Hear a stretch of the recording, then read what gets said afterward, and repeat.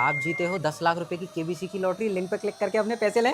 Message में आई किसी भी अननोन लिंक पर क्लिक ना करें, आपका बैंक अकाउंट खाली हो सकता है। अरे नहीं, ये तो स्कैम है। भैया आपका पनीर। इंडिया में बनने वाला 90% पनीर नकली है। अरे यार, ये भी स्कैम है। सर हम आपके बैंक से बोल रहे हैं, ओटीपी देकर प्लीज अपना केवाईसी पूरा करें। बैंक कभी भी आपसे ओटीपी की मांग नहीं करता है, संदिग्ध मैसेजों से दूर रहें। ये भी स्कैम है।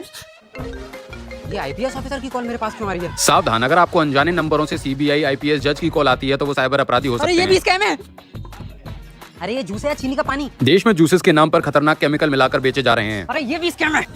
गंदी हवा, पॉल्यूशन, कूड़ा करकट और बेकार रॉ मटेरियल की वजह से सड़कों में पड़े हुए बड़े बड़े गड्ढे, ये सब कुछ स्कैम है। खाने वाली 90% चीजों में मिलावट है, जो कि बहुत बड़ा स्कैम है। पापा, इस पूरी दुनिया में सब कुछ स्कैम है क्या? अरे बेटा, मैं भी तो एक स्कैम ही हूँ।